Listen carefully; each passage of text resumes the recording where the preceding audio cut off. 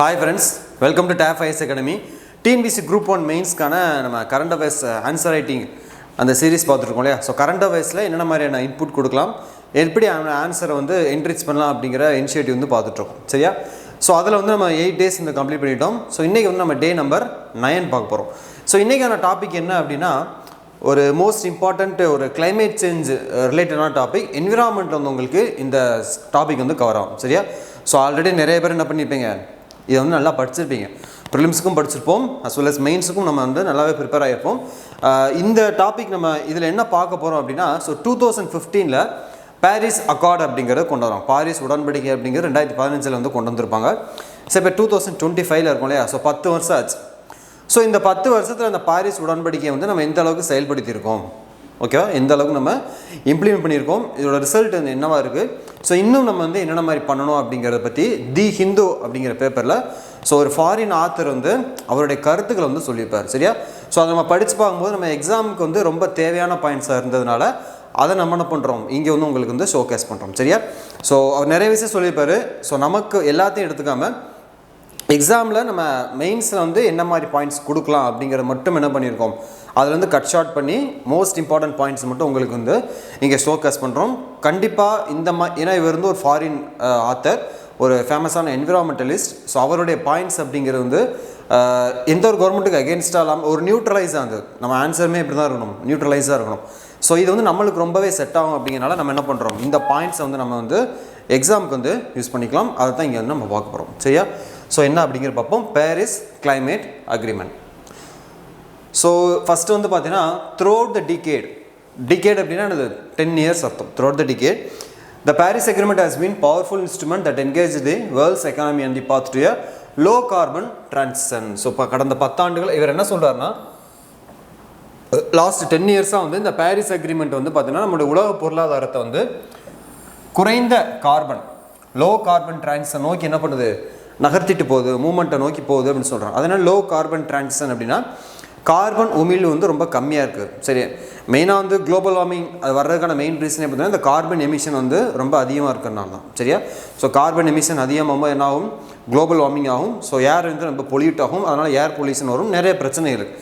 So இந்த Paris Accord போட்டதுக்கப்புறம், இதை கொண்டு வந்ததுக்கப்புறம் நம்மளுடைய வேர்ல்டு வந்து எதை நோக்கி போயிட்டுருக்கான், லோ கார்பன் எமிஷன் நோக்கி போய்கிட்டு இருக்கு அப்படிங்கிறத ஃபஸ்ட் பாயிண்டில் இந்த ஆத்தர் சொல்கிறார் சரியா. செகண்ட் பாயிண்ட் என்ன சொல்கிறார், 10 years ago the most competitive way to produce energy was fossil fuel use. So 10 வருஷத்துக்கு முன்னாடி என்னவா இருந்தது அப்படின்னா, ஒரு எனர்ஜியை ப்ரொடியூஸ் பண்ணணும். இந்த இடத்துல எனர்ஜி அப்படின்னா நம்ம எலக்ட்ரிசிட்டி எனர்ஜி சொல்லலாம், இல்லை ஃபியூவல் சொல்லலாம், எது வேணால் சொல்லலாம். இது நம்மளுக்கு தேவைப்படும் அப்படின்னு இதெல்லாம் நம்மளுக்கு எதுலேருந்து நம்ம அதிகமாக எடுத்துக்கிட்டு இருந்தோம் அப்படின்னா இந்த ஃபாசில் ஃபியூல்ஸ் தான் இல்லையா. ஃபாசில் ஃபியூல் சொல்லக்கூடிய இந்த குரூட் ஆயில் அதுலேருந்து நம்ம என்ன பண்ணுறோம், ஸோ நிறைய பெட்ரோல் டீசல் இதெல்லாம் நிறைய எடுக்கிறோம். ஸோ இந்த ஃபாசில் ஃபியூல்ஸ் வந்து பார்த்தீங்கன்னா நான் ரினியூவபிள் சரியா, புதுப்பிக்க இயலாத ஆற்றல்.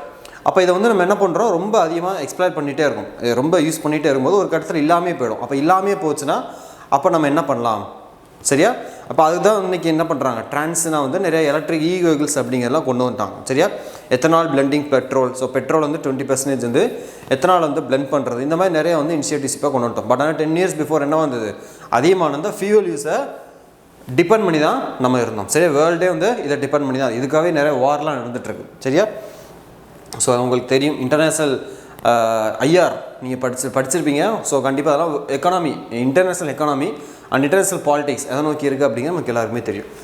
So today everywhere in the world renewable energy such as wind, அதாவது ரினியூவபிள் எனர்ஜி என்ன சொல்கிறான், புதுப்பிக்க இயலும் ஆற்றல். ஸோ அது என்னென்ன அப்படின்னு பார்த்தா விண்ட் எனர்ஜி சரியா. Next solar energy. Solar energy இன்றைக்கி வந்து ட்ரெண்டிங்கில் இருக்குது சரியா. நம்ம இந்தியாவும் ஃப்ரான்ஸும் கூட என்ன பண்ணியிருப்பாங்க, இன்டர்நேஷனல் சோலார் அலையன்ஸ் அப்படின்னு 2015 வந்து எஸ்டாப்ளிஷ் பண்ணியிருப்பாங்க. நம்ம பின்னாடி பார்ப்போம், அதே வந்து சொல்லியிருப்பார் இவர்.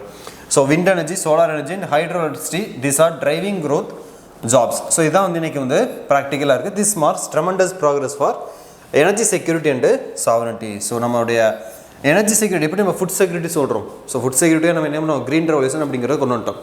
அதுமாதிரி நம்ம எனர்ஜி செக்யூரிட்டிக்கு வந்து இந்த விண்ட் எனர்ஜி, சோலார் எனர்ஜி இதெல்லாம் வந்து நம்ம இன்றைக்கி வந்து கொண்டு வந்துட்டோம். இதில் இன்றைக்கி ட்ரெண்டிங்கில் இருக்குது எதுன்னு கேட்டால் இந்த சோலார் எனர்ஜியாக ரொம்ப ரொம்ப ட்ரெண்டிங்காக இருக்குது. ஸோ வேர்ல்டு ஃபுல்லாக இன்றைக்குமே பண்ணி இந்தியாவில் வந்து நிறைய கம்பெனிஸ் என்ன பண்ணாங்க, சோலார் எனர்ஜியை வந்து அது வந்து ஒரு மார்க்கெட்டாக இன்றைக்கி மாறிக்கிட்டு இருக்குது சரியா. ஸோ இன்றைக்கி வந்து இதோட ஸ்டேட்டஸ் அப்படிங்கிறது இதுதான் அப்படிங்கிறத சொல்கிறார். And today advances in battery technology and energy storage, electric vehicles represent nearly 20% of global new car sales. சரியா? So battery technology, energy storage இதெல்லாம் வந்து வந்ததுக்கப்புறம், இதோடைய அட்வான்ஸ்மெண்ட் வந்ததுக்கப்புறம், இதெல்லாம் அப்கிரேட் பண்ணதுக்கப்புறம், இதை அப்டேட் பண்ணதுக்கப்புறம், டெவலப்மெண்ட் ஆனதுக்கப்புறம் இன்றைக்கி என்ன ஆயிடுச்சு அப்படின்னா எலக்ட்ரிக் வெஹிக்கிள்ஸோடைய பங்களிப்பு அப்படிங்கிறது இன்க்ரீஸ் ஆயிடுச்சு. அதான் நம்ம ஃபஸ்ட்டே பார்த்தோம் இல்லையா? ஸோ முன்னாடி வந்து அந்த ஃபாசில் ஃபியூல்ஸில் நம்ம என்ன பண்ணோம், நம்மளுக்கு தேவையான அந்த எனர்ஜி வந்து எடுத்துகிட்டு இருந்தோம். க்ரூட் ஆயிலேருந்து பெட்ரோலியம், டீசல் இதெல்லாம் எடுத்துகிட்டு இருந்தோம். பட் இப்போ என்ன பண்ணிட்டோம், இ வெஹிக்கிள்ஸ் அப்படிங்கிறத கொண்டு வந்துட்டோம். அதுதான் இங்கேயும் சொல்கிறாங்க. ஸோ இதில் வந்து நம்மளுக்கு ஒரு டேட்டா இருக்குது. என்ன அப்படின்னா கிட்டத்தட்ட nearly 20% of global new car sales. So வேர்ல்டில் ஒரு புது கார் சேல் ஆகுது அப்படின்னா, ஒரு 100 காரில் வந்து சேல் ஆகுதுன்னா அதில் 20% கார் என்னவா இருக்கான், இ காராக இருக்குது, அதாவது எலக்ட்ரிக் காராக இருக்குது அப்படின்னு சொல்கிறாங்க. சரியா? எலக்ட்ரிக் கார் மீன்ஸ் என்னது, without use of fossil fuels, without use of petroleum, without use of diesel, இதான் வந்து எலக்ட்ரிக் கார் சொல்லுவோம். அப்போ வந்து 20% இன்னைக்கு குளோபலில் வந்து அது எலக்ட்ரிக் கார் அப்படிங்கிறது வந்துருச்சுன்னு சொல்கிறாங்க. இதனால் இந்த பேட்டரி டெக்னாலஜிலாம் வந்து அட்வான்ஸ்மெண்ட்டாக வந்ததுனால. சரியா? இதுதான் இந்த பாயிண்டில் சொல்கிறார். இதனால் என்னதுன்னா reduction of fossil fuels in transport bringing clean air to our cities. So இதனால் என்னது, ஃபாசில் ஃபியூல்ஸோடைய தேவை அப்படிங்கிறது நம்மளுக்கு வந்து குறைஞ்சிருச்சு. அதோட தேவை குறைஞ்சனால என்னது, நம்ம அந்த கார்பன் எமிஷன் அப்படிங்கிறதும் குறைஞ்சிருச்சு. கார்பன் எமிஷன் குறைஞ்சனால என்னது, குளோபல் வார்மிங்கும் ரெடியூஸ் ஆகிடுச்சு. குளோபல் வார்மிங் ரெடியூஸ் ஆனால் என்னது, ஏர்லேயும் வந்து க்ளீன் ஏர் நம்மளுக்கு வந்து கிடச்சிருச்சு. அதுதான் இங்கே சொல்கிறாங்க. சரியா? பட் இது வந்து நம்ம கண்ட்ரிக்கு நம்ம எல்லா இடத்துலையும் வந்து ப்ராக்டிக்கலாக பாசிபிளாக கேட்டால் கிடையாது. சரியா? டெல்லிலாம் பார்த்திங்கன்னா ரொம்ப மோஸ்ட் பொல்யூட்டட் ஒரு சிட்டியாக தான் இருக்குது. சரியா? பட் இவர் வந்து என்டையர் வேர்ல்டு லெவலில் பார்க்குறாரு. நம்ம இந்தியா மட்டும் பார்க்குறோம், இவர் என்ன பண்ணுறாரு, ஒரு உலக லெவலில் பார்க்குறாரு. சரியா? ஓகே, இதை நீங்கள் என்ன பண்ணலாம், எக்ஸாமில் வந்து கொடுக்கலாம். சரியா? Next impressive example of solar alliance, அதாவது இன்டர்நேஷனல் சோலார் அலையன்ஸ், ஐஎஸ்என்னு சொல்லுவோம் இல்லையா, இதோடைய கான்ட்ரிபியூஷன் என்ன அப்படிங்கிற பற்றி இங்கே வந்து சொல்கிறேன். கண்டிப்பாக இந்த கிளைமேட் சேஞ்ச் ரிலேட்டடாக வருது அப்படின்னா நம்ம கண்டிப்பாக என்ன பண்ணணும், இந்த ஐஎஸ்ஏ பற்றி டெஃபினட்டாக சொல்லியே ஆகணும். ஒய் அப்படின்னு பார்த்தோம்னா இது வந்து யாரால் உருவாக்கப்பட்டது, இந்தியா அண்டு ஃப்ரான்ஸ். 2015 நம்ம இந்தியன் கவர்மெண்ட்டும் ஃப்ரான்ஸ் கவர்மெண்ட்டும் சேர்ந்து கொண்டு வந்ததான் இந்த இன்டர்நேஷனல் சோலார் அலையன்ஸ். அப்போ அதை பற்றி நம்ம இந்தியா கொண்டு வந்த இனிஷியேட்டிவ்னால அதுக்கு வந்து நம்ம இம்பார்ட்டன்ஸ் அப்படிங்கிறது கண்டிப்பாக கொடுக்கணும். சரியா? அதை பற்றி தான் இங்கே சொல்லியிருக்காங்க. என்ன சொல்லியிருக்காங்க, the ISA is a striking example of commitment, ஓகேவா, by India and France. So India அப்போ வந்து பிரைம் மினிஸ்டர் யார் இருந்தாங்க, நம்ம நரேந்திர மோடி இருந்தார். அண்ட் ஃப்ரான்ஸ் சார்பாக வந்து பார்த்தீங்கன்னா ஃப்ரான்சிஸ் ஹாலண்ட் அப்படிங்கிறவர் இருந்தார். ஃப்ரான்சிஸ் ஹாலண்ட் அப்படிங்கிற ஃப்ரான்ஸோட பிரைம் மினிஸ்டர். ஸோ ரெண்டு பேர் சேர்ந்து என்ன பண்ணாங்க, இந்த ஐஎஸ்ஏ அப்படிங்கிறத வந்து கொண்டு வந்தாங்க. சரியா? To strong international multilateralism for climate progress. Multilateralism அப்படின்னா என்ன அப்படின்னு கேட்டால் நிறைய கண்ட்ரிஸ் வந்து அதில் வந்து இன்வால்வ் ஆகுது. சரியா? ஸ்டார்டிங்கில் இந்தியா அண்ட் ஃப்ரான்ஸ் மட்டும் தான் இருந்தாங்க. பட் இன்றைக்கி வந்து நிறைய கண்ட்ரிஸ் உள்ள வந்துட்டாங்க. அது பேர் தான் இது மல்டி லேட்டரலிசம் அப்படிங்கிறத சொல்லுவோம். சரியா? ஓகே, இந்த கிளைமேட் ப்ராக்ரஸ்க்காக கொண்டு வரப்பட்ட ஒரு முக்கியமான initiative. Since it's Inception the ISA has grown into a global coalition of more than 120 member countries இருக்காங்க அண்ட் சிக்னேட்டரி கண்ட்ரிஸ். ஸோ ஸ்டார்டிங்கில் நம்ம இந்தியா அண்ட் ஃப்ரான்ஸ் மட்டும் இருந்தது. பட் இன்றைக்கியோட மெம்பர்ஷிப் எவ்வளோ கேட்டால் வேர்ல்டுலேயே ஒரு 190+ கண்ட்ரிஸ் இருக்குது, 195 கண்ட்ரிஸ் இருக்குது. ஸோ அதில் வந்து கிட்டத்தட்ட 120 கண்ட்ரிஸ் என்னவாக இருக்காங்க, மெம்பர்ஷிப்பாக இருக்காங்க, இல்லை சிக்னேட்டரியாகவும் இருக்காங்க. அப்போ இது வந்து நம்மளுக்கு என்ன தான், ஒரு பாசிட்டிவான ஒரு ஃபீட்பேக் தான் இல்லையா? ஸோ இந்தியா இனிஷியேட் பண்ண இந்த ஐஎஸ்ஏல ஒரு 120 நாடுகள் வந்து இந்தியா நம்பி வந்திருக்காங்கன்னா அப்போ இந்தியா மேலே அந்தளவுக்கு ட்ரஸ்ட் இருக்குன்னு அர்த்தம், உண்மையிலையா? ஸோ அதை இங்கே சொல்கிறாங்க. So more than 120 member and signatory countries delivering concrete results. Concrete ரிசல்ட்ஸ்னால் நல்ல ஒரு பாசிட்டிவ் ரிசல்ட் அர்த்தம். த்ரூ கெப்பாசிட்டி பில்டிங் எப்படிலாம் நம்ம ரிசல்ட் கொடுத்தோம், அது என்ன, ஃபர்ஸ்ட் ஆஃப் ஆல் இந்த காங்கிரீட் ரிசல்ட்னா என்ன, பாசிட்டிவ் ரிசல்ட்னா என்னது, அந்த ஏர் பொல்யூஷனை ரெடியூஸ் பண்ணுறது, குளோபல் வார்மிங்கை ரெடியூஸ் பண்ணுறது, என்விரான்மெண்ட் வந்து ப்ரொடெக்ட் பண்ணுறது, இதெல்லாம் வந்து நம்ம பெட்டராகவே வந்து கொண்டு வந்தோம் அப்படிங்கிறத நான் சொல்கிறாங்க. காங்கிரீட் ரிசல்ட்ஸ் இல்லை பாசிட்டிவ் ரிசல்ட்ஸ் அப்படின்னு சொல்லலாம். எதன் மூலமாக அப்படின்னா கெப்பாசிட்டி பில்டிங். சரியா? அண்ட் ட்ரைனிங் ப்ரோக்ராம்ஸ், நிறைய ட்ரைனிங் ப்ரோக்ராம்ஸ், நிறைய capacity building. Capacity building means nothing but நிறைய இன்ஃப்ராஸ்ட்ரக்சர் ஃபெசிலிட்டிஸ் கொண்டு வருது, நிறைய அதை பற்றின அவேர்னஸ் கேம்பெயின் கொண்டு வருது, அதை பற்றின ஸ்கில்ஸை கொண்டு வருது, இதெல்லாம் என்ன சொல்லுவாங்க, கெப்பாசிட்டி பில்டிங் சொல்லுவாங்க. ஸோ அதன் மூலமாகவும் ட்ரைனிங் ப்ரோக்ராம்ஸ் மூலமாகவும் அண்ட் ஃபினான்ஷியல் மெக்கானிசம் என்னது, இதை இந்த கார்பனை ரெடியூஸ் பண்ணணும், ஃபாசில் ஃபியூல்ஸை ரெடியூஸ் பண்ணணும், இ வெஹிக்கிள்ஸை ப்ரொமோட் பண்ணணும் அப்படிங்கிறதுக்காக நிறையா வந்து கவர்மெண்ட் என்ன பண்ணுவாங்க, ஃபினான்ஷியல் வந்து அலோகேட் பண்ணுவாங்க. நிறைய இ வெஹிக்கிள்ஸ் வந்து நிறைய வந்து அதுக்கு வந்து சில சப்சிடி கொடுப்பாங்க. இப்போ வெஹிக்கிள்ஸ்லாம் நீங்கள் வாங்கினீங்கன்னா உங்களுக்கு வந்து எவ்வளோ சப்சிடி கொடுப்போம், இம்போர்ட் சப்சிடி கொடுப்பாங்க. அப்போ நிறைய பேர் என்ன பண்ணுவாங்க, அதை வந்து பர்ச்சேஸ் பண்ண ஆரம்பிப்பாங்க. அப்போ நிறைய பேர் பர்ச்சேஸ் பண்ணாலும் இந்த ஃபாசில் ஃபியூல்ஸை டிபெண்ட் பண்ண வெஹிக்கிள்ஸ்லாம் வந்து சேல் ஆகிறது ரெடியூஸ் ஆகிடும். ஸோ அதனால் வந்து என்விரான்மெண்ட் வந்து ப்ரொடெக்ஷனாக இருக்கும். இதுதான் வந்து இந்த பாயிண்டில் சொல்கிறாங்க. சரியா? ஸோ இந்த ஸ்டெப்ஸ் மூலமாக பார்த்தீங்கன்னா நம்ம வந்து ஒரு நல்ல பாசிட்டிவ் ரிசல்ட் கொடுத்ததுனால இன்னைக்கு 120 மெம்பர்ஸ் வந்து இந்த ஐஎஸ்ஏல வந்து மெம்பர்ஷிப்பாக இருக்காங்க அப்படிங்கிறது இந்த பாயிண்டில் சொல்கிறாங்க. சரியா? ஸோ இதெல்லாம் வந்து அந்த ஆத்தர் வந்து சொன்னது. And India has a strong commitment to renewable energies. More than half of it will come from solar அப்படிங்கிறாங்க. சரியா? ஸோ இந்தியா வந்து பார்த்தீங்கன்னா ரினியூவபிள் எனர்ஜி, இந்த புதுப்பிக்கத்தக்க ஆற்றலில் வந்து ரொம்ப ஒரு ஸ்ட்ராங்காக இருக்காங்க. சரியா? நிறைய வந்து ரினியூவபிள் எனர்ஜிலேருந்து தான், renewable energy means first of all wind energy, solar energy, இதெல்லாம் இந்த ரினியூவபிள் எனர்ஜி. அப்போ இதில் வந்து இந்தியா வந்து ரொம்ப ஸ்ட்ராங்காகவே இருக்கும். இதை தான் நம்ம யூஸ் பண்ணோம். நான் ரினியூவபிள் சோர்ஸை வந்து யூஸ் பண்ணுறதை நம்ம குறைச்சிட்டோம். அதான் இங்கே சொல்கிறாங்க, strong commitment to renewable energy, more then half of which will come from. So அதில் பாதிக்கு மேலே எதுலேருந்து வருது, ஜஸ்ட்டு சோலார் எனர்ஜியில் மட்டும் வருது இல்லையா? சோலார் எனர்ஜி சத்தியம் பட்டுனது சன்லைட்லேருந்து நம்ம என்ன பண்ணுறோம், எனர்ஜி வந்து எடுத்துக்கிறோம். அதான் வந்து சோலார் எனர்ஜி. அதாவது இந்த ரினியூவபிள் எனர்ஜியில் 50% மேலே வந்து சோலார் எனர்ஜியில் மட்டும்தான் வருது. மிச்சதெல்லாம் வந்துன்னா விண்ட் எனர்ஜி, டைடல் எனர்ஜி, இதெல்லாம் வந்து ரிமைனிங் அப்படிங்கிறத சொல்கிறோம். சரியா? இப்போ சோலாருக்கு வந்து இதில் வந்து இம்பார்ட்டன்ஸ் கொடுக்குறாங்க. And India AIIMS to become the largest major economy to develop using low carbon pathway. சரியா? ஸோ மிகப்பெரிய பொருளாதாரம் இந்தியா எதில் அப்படின்னா இந்த குறைந்த கார்பன் வெளியேற்றத்தை கொண்டு வர்றது. சரியா? அதிகமான கார்பன் வந்து வெளியிடக்கூடாது. ஆக கார்பனே ரிலீஸ் பண்ணாமல் என்ன பண்ண முடியாது, அதுவும் பண்ண முடியாது. கார்பன் ரிலீஸ் ஆகிறது நம்ம என்ன பண்ணணும், கண்டிப்பாக ரெடியூஸ் பண்ணணும். அதில் வந்து இந்தியா வந்து ஸ்ட்ராங் கமிட்மெண்ட்டாக இருக்குது, ஒரு மேஜர் எக்கானமியாக இருக்குது. சரியா? And fulfilling the vision of Viksit Bharat by 2047. So Viksit Bharat நம்ம ஆல்ரெடி பார்த்தோம் இல்லையா, 2 days பேக் கூட பார்த்தோம் இல்லையா, டெவலப்டு இந்தியா. விக்ஷித் பாரத்னா டெவலப்டு இந்தியா 2047 வந்து நம்ம இதை வந்து அச்சீவ் பண்ணணும் அப்படிங்கிறத சொல்லியிருப்பாங்க. அப்போ 1947 இண்டிபெண்டன்ஸ் வாங்கணும், 2047 100 days ஆகும். அதுக்காக தான் இந்த விக்ஷித் பாரத் அப்படிங்கிற இனிஷியேட்டிவ் கவர்மெண்ட் கொண்டு வந்திருக்காங்க. இதையும் நம்மளால் என்ன பண்ண முடியும், அச்சீவ் பண்ண முடியும். அண்ட் அது மட்டும் இல்லாமல் 2070 நம்ம என்ன பண்ணலாம், நெட் ஜீரோ கார்பன் எமிஷன். சரியா? பூஜ்ஜிய கார்பன் உமிழ்வுன்னு சொல்லுவாங்க. ஸோ வெஹிக்கிள்ஸ் வந்து கார்பன் வருது இல்லையா, இதெல்லாம் இப்போ குறைச்சிட்ருக்கோம். பட் 2070 என்ன ஆகிடணும், அது வந்து 0 ஆகிடணும் அப்படிங்கிறதான் இதில் வந்து சொல்கிறோம். அப்போ நம்ம 2 இதை நம்ம அட்டைன் பண்ணலாம். இது நம்ம கரெக்டாக அந்த லோ கார்பனில் சக்ஸஸ்ஃபுல்லாக இன்னும் அப்படியே ஃபர்தராக போய்கிட்டே இருந்தோம் அப்படின்னா நம்மளால் 2047 ஒரு நாட்டை வந்து டெவலப்டு கண்ட்ரியாக மாற்ற முடியும், வளர்ந்த நாடாக மாற்ற முடியும். இப்போ நம்ம டெவலப்பிங் ஸ்டேஜில் தான் இருக்கும். ஸோ 2047 டெவலப்டு ஸ்டேட்டஸ் போகலாம். அது மட்டும் இல்லாமல் 2070 என்ன பண்ணிடலாம், நெட் ஜீரோ கார்பன் எமிஷனை வந்து நம்ம அச்சீவ் பண்ணலாம் அப்படிங்கிறத சொல்கிறோம். சரியா? ஸோ இந்த பாயிண்ட் வந்து most important point. And this year India has demonstrated leadership by achieving 50% of installed electricity capacity from non-fossil sources 5 years ahead of 2030 target. சரியா? ஸோ நம்ம வந்து என்ன பண்ணோம், ஒரு 2030 பார்த்தீங்கன்னா ஒரு டார்கெட் வச்சுருந்தோம். 2030 வந்து நம்ம வந்து இந்த ஃபாசில் ஃபியூல்ஸோட அதோட யூசேஜ் வந்து குறைக்கணும்னு சொல்லிட்டு 2030 நம்ம டார்கெட் பண்ணியிருந்தோம். பட் 2025 இந்த வருஷத்துல நம்ம என்ன பண்ணிட்டோம் அப்படின்னா நம்மளுடைய இன்ஸ்டால்டு எலக்ட்ரிசிட்டி கெப்பாசிட்டி, சரியா, இன்ஸ்டால்டு எலக்ட்ரிசிட்டி கெப்பாசிட்டி என்னது, ஏற்கனவே நிறுவப்பட்ட அந்த எலக்ட்ரிசிட்டி இருக்கு இல்லையா, அந்த எலக்ட்ரிசிட்டி வந்து நிறைய சோர்ஸ்லேருந்து எடுக்கிறோம். Wind energy, solar energy, tidal energy, so நிறைய இடத்துலேருந்து இருக்கும். அதில் வந்து 50% எதுலேருந்து எடுக்கிறோம் அப்படின்னா நான் ஃபாசில் சோர்ஸஸ்லேருந்து தான் எடுக்கிறோம்னு சொல்கிறாங்க. சரியா? அதாவது நான் ஃபாசில்னா என்னது, அந்த புதுப்பிக்க அந்த இந்த க்ரூட் ஆயில் சொல்லுவோம் இல்லையா, இதெல்லாமே நான் ஃபாசில் சோர்ஸ்னு சொல்லுவோம். இதுலேருந்து தான் நம்ம எடுத்திருக்கோம் அப்படிங்கிறத சொல்கிறாங்க. சரியா? அப்போ இதுலேருந்து என்ன தெரியுதுன்னா நான் ஃபாசில் சோர்ஸஸ் அப்படிங்கிறது வந்து நம்ம வந்து எவ்வளவோ குறைச்சாச்சு அப்படிங்கிறது இந்த பாயிண்டில் வந்து நம்மளுக்கு சொல்கிறாங்க. சரியா?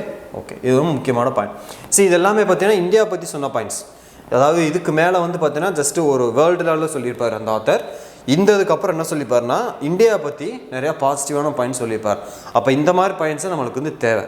சரியா? இந்தியா பற்றி நிறைய பாயிண்ட்ஸ் சொல்லியிருக்காரு, நிறைய டேட்டா சொல்லியிருக்கனால இதை வந்து கண்டிப்பாக நம்ம என்ன பண்ணணும், எக்ஸாம் வந்து கொடுத்தே ஆகணும். ஸோ இந்த மாதிரி எழுதும்போது என்ன ஆகும்னா ஒரு கேண்டிடேட் வந்து அவங்களுடைய ஆன்சர் ப்ரெசன்டேஷன் ரொம்ப நீட்டாக இருக்கும், ஒரு ப்ரொஃபஷ்னலாக இருக்கும். ஓகேவா? And these efforts must be sustained and expanded across all regions at COP30 in Bellam. So இது என்ன சொல்கிறாங்கன்னா இந்த எஃபோர்ட்ஸ்லாம் வந்து பார்த்திங்கன்னா ஒரு நிலையானதாக இருக்கும். சரியா? சஸ்டைனபிளாக இருக்கணும். And expanded across all regions. எக்ஸ்பேண்டட்னா இப்போ நம்ம இந்தியா மட்டும் இதை ஃபாலோ பண்ணிகிட்டு இருக்கோம் இல்லையா, அப்படி மட்டும் இல்லாமல் வேர்ல்டு ஃபுல்லாக என்ன பண்ணணும், இதை வந்து இம்ப்ளிமெண்ட் பண்ணணும் அப்படிங்கிறத சொல்கிறாங்க. எதில் அப்படின்னா COP30 கான்ஃபரன்ஸ் ஆஃப் பார்ட்டிஸ் அப்படிங்கிறது நடக்க போகிறோம். ஸோ 29 வரைக்கும் நடந்திருக்கு. ஸோ COP30 எங்கே நடக்க போகுது அப்படின்னா பெலம். இந்த பெலம் எங்கே இருக்குது அப்படின்னா ஃப்ரான்ஸில் இருக்குது. இந்த பெலம் எங்கே இருக்குது அப்படின்னா ஃப்ரான்ஸில் இருக்குது. சரியா?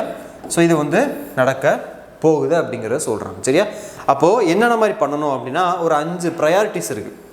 5 ப்ரையாரிட்டிஸ் மஸ்ட் கைட் த இன்டர்நேஷனல் கம்யூனிட்டி. இந்த 5 விஷயத்தை பண்ண என்ன பண்ணிடலாம், என்டையர் வேர்ல்டுமே வந்து லோ கார்பன் எமிஷனை கொண்டு வரலாம். 2070க்குள்ளே நெட் ஜீரோ கார்பன் எமிஷன் வந்து நம்ம கண்டிப்பாக வி வில் அச்சீவ் அப்படிங்கிறத சொல்கிறார். அந்த 5 ப்ரையாரிட்டி என்ன அப்படிங்கிறத பார்ப்போம். சரியா? ஓகே, இந்த பாயிண்ட்ஸ்லாம் ரொம்ப முக்கியம். அதான் உங்களுக்கு என்ன பண்ணியிருக்கோம், நீட்டாக வந்து செக்ரிகேட் பண்ணி கொடுத்துருக்கோம். ஸோ ஃபர்ஸ்ட் ப்ரையாரிட்டி என்ன, இதோடைய ஃபர்ஸ்ட் ப்ரையாரிட்டி என்னென்னா the world's collective efforts are still not sufficient and there is a need to accelerate efforts. இதுதான் முக்கியமான பாயிண்ட். முதல்ல என்ன பண்ணணும் அப்படின்னா need to accelerate efforts. Efforts இருக்குது. சரியா? எல்லாமே இருக்குது, என்னென்ன பண்ணணும் தெரியுது. பட் அதை வந்து நம்ம வந்து நல்லா எஃபோர்ட் போட் பண்ணுறோமா அப்படின்னு கேட்டால் கிடையாது. சரியா? அது இம்ப்ளிமெண்டேஷனில் வந்து நிறையா லேகிங் இருக்குது. அதை வந்து என்ன பண்ணுற ப்ராப்பராக வந்து இம்ப்ளிமெண்ட் பண்ணுறது கிடையாது. அப்போ இவர் என்ன சொல்கிறார்னா இந்த எஃபோர்ட்ஸ், அதாவது கலெக்டிவ் எஃபோர்ட்ஸ் வந்து எல்லாமே இருக்குது, பட் அது பத்தலன்னு சொல்கிறார். அப்போ என்ன பண்ணணும், அதுக்கு தனியாக ஃபோக்கஸ் பண்ணணும், அதை நல்லா வந்து இன்னும் ஹார்ட் ஒர்க் பண்ணி அதை வந்து இம்ப்ளிமெண்ட் பண்ணணும்னு சொல்கிறார். அதுதான் முக்கியமான பாயிண்ட் தான். Need to accelerate efforts for the world's people and future. நம்முடைய எதிர்காலத்துக்கு வந்து ரொம்பவே பயனுள்ளதாக இருக்கும்னு சொல்கிறார்.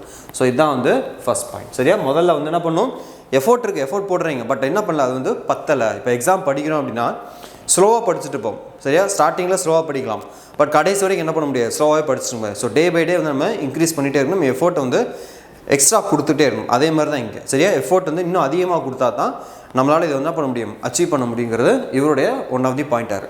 ஸோ செகண்ட் என்ன சொல்கிறார் அப்படின்னா there must be an inclusive transition placing vulnerable communities at core. So ஒருங்கிணைந்த, அதாவது உள்ளடக்கிய ஒரு வளர்ச்சி இருக்கும், இன்க்ளூசிவ் ட்ரான்சிஷன். ஸோ இதில் வந்து பார்த்தீங்கன்னா வல்னரபிள் கம்யூனிட்டிஸ் என்னது, சில சின்ன சின்ன கண்ட்ரிஸ் இருக்கும், சில ஐலாண்ட் கண்ட்ரிலாம் இருக்கும். டெவலப்டு கண்ட்ரிஸ் செய்கிற மிஸ்டேக்னால பாதிக்கப்பட போகிறது யார் அப்படின்னா இந்த சின்ன சின்ன தீவுகள் கொண்ட நாடுகள் தான். Say for example Sri Lanka. So ஸ்ரீலங்காவோட சின்ன சின்ன கண்ட்ரிஸ்லாம் இருக்குது. ஓகேவா?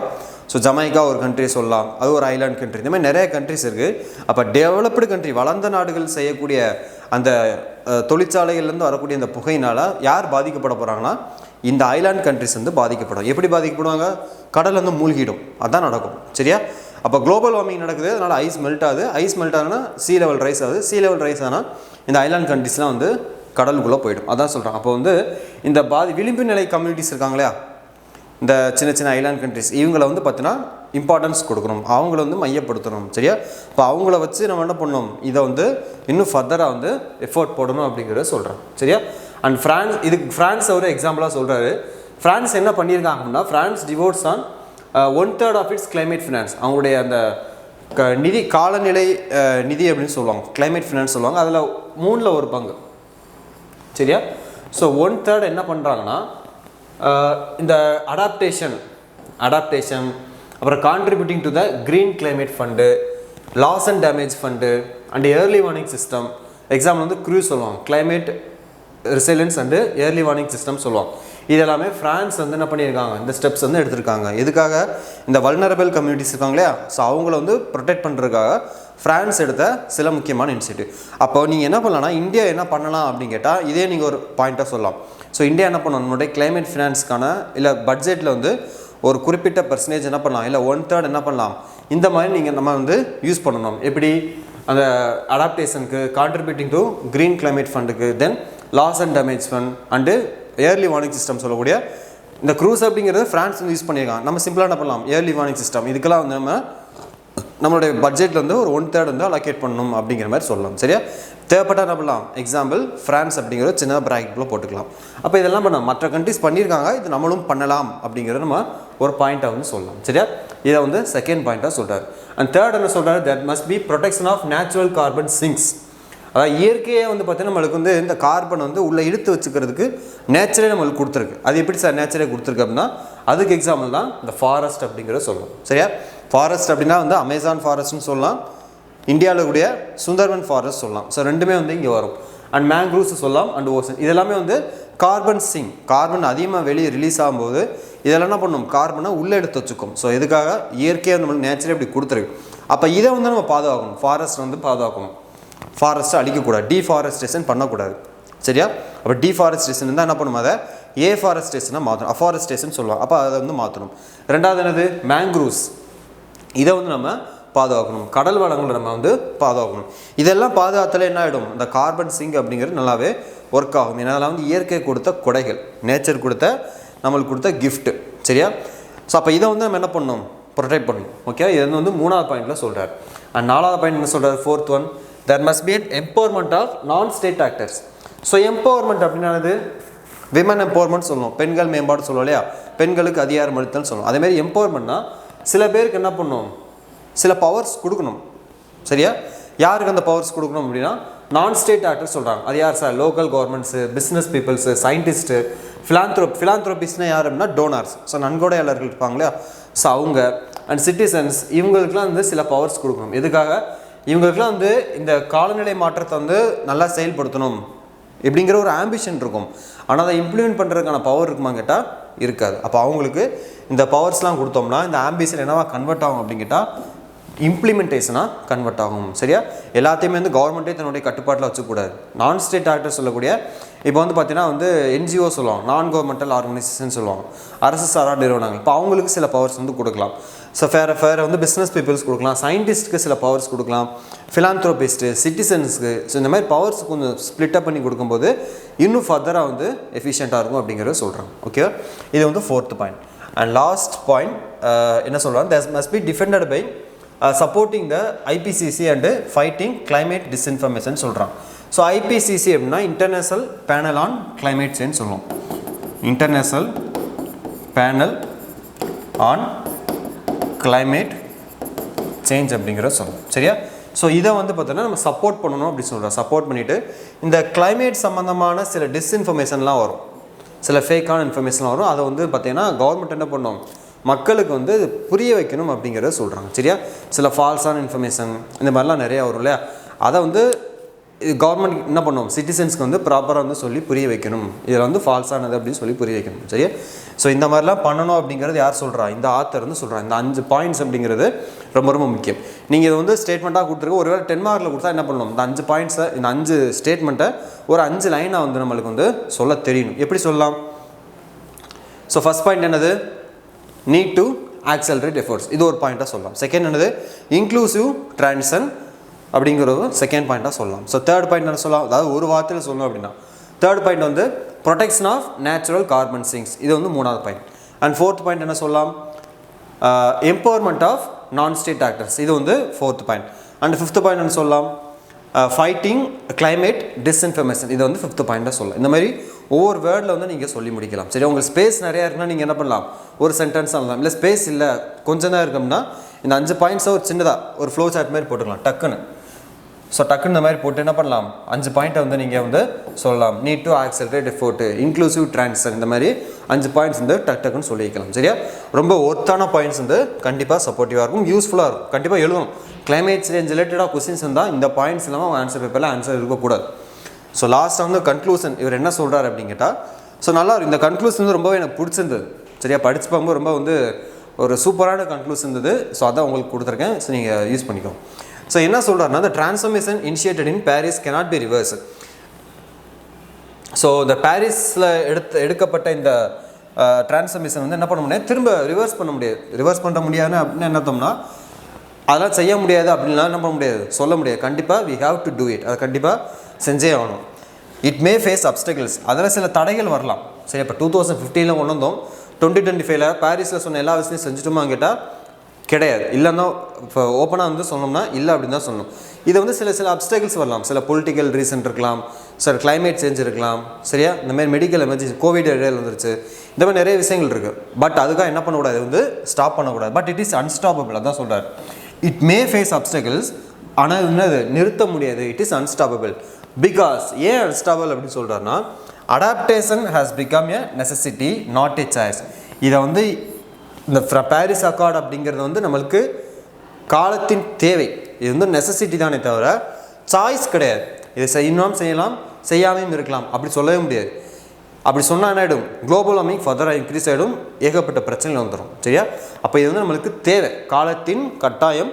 So time bound necessity. அதனால் கண்டிப்பாக இதை வந்து இம்ப்ளிமெண்ட் பண்ணி தான் ஆகணும். இது வந்து நம்மளுக்கு என்ன கிடையாது, சாய்ஸ் அப்படிங்கிறது கிடையாது அப்படிங்கிறத சொல்கிறேன். சரியா? ஸோ இந்த பாயிண்ட் வந்து எனக்கு ரொம்பவே பிடிச்சிருந்தது. அண்ட் மல்டிலேட்டரலிசம். ஸோ மல்டிலேட்டரிசம் சொன்னோம், நிறைய கண்ட்ரிஸ் வந்து பார்ட்டிசிபேட் பண்ணுறது. இதில் நிறைய சேலஞ்சஸ் இருக்கலாம். என்ன சேலஞ்சஸ் இருக்கலாம், ஒவ்வொரு கண்ட்ரிஸ் ஒவ்வொரு விதமான கருத்துக்கள் சொல்லலாம். ஸோ நிறைய சேலஞ்சஸ் இருக்கலாம். அது இம்ப்ளிமெண்டேஷன் பண்ணுறதுல நிறைய சேலஞ்சஸ் இருக்கலாம். அந்த ஃபண்டிங்கில் வந்து நிறைய சேலஞ்சஸ் இருக்கலாம். இப்படி பல காரணங்கள் இருக்குது.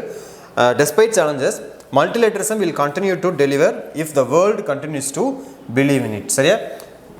உலக மக்கள் வந்து இந்த பாரிஸ் அக்கார்டில் நல்ல ஒரு உறுதியான நம்பிக்கையை வச்சுருந்தாங்க அப்படின்னா கண்டிப்பாக இதை வந்து நம்ம என்ன பண்ண முடியும், இம்ப்ளிமெண்ட் பண்ண முடியும் அப்படிங்கிறது தான் இந்த ஒரு ஆர்டிக்கலில் சொல்கிறாங்க. சரியா? ஒரு ஃபாரின் ஆத்தர் சொன்ன ஆர்டிக்கல் ரொம்பவே ஒரு ஒர்த்தானது.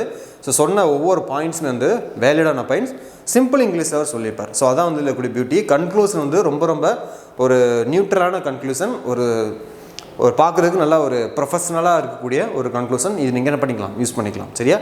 ஸோ இதான் வந்து இன்றைக்கி பார்த்த பாரிஸ் அக்கார்டு, அதோட நிலைமை என்ன பண்ணணும் ஸோ அப்படிங்கிற பற்றி இங்கே வந்து சொல்லியிருப்பாங்க. சரியா? ஸோ இதான் வந்து இன்றைக்கான டாபிக். கண்டிப்பாக இந்த டாப்பிக்கில் உடைய ஒவ்வொரு இன்ஃபர்மேஷனும் உங்களுக்கு கண்டிப்பாக யூஸ்ஃபுல்லாக இருக்குன்னு நினைக்கிறேன். ஸோ ப்ராப்பராக வந்து நோட்ஸ் எடுத்து உங்களுடைய எக்ஸாம் ஆன்சர் பேப்பரில் கண்டிப்பாக அதை ப்ரெசென்ட் பண்ணுங்கள். ஷியோராக வந்து உங்களுக்கு மார்க்ஸ் வந்து கண்டிப்பாக இன்க்ரீஸ் ஆகும். அதில் எந்த விதமான மாற்று கருத்து கிடையாது. சரியா? அடுத்த வீடியோவில் இன்னொரு டாப்பிக்கில் மீட் பண்ணலாம். தேங்க்யூ. All the best.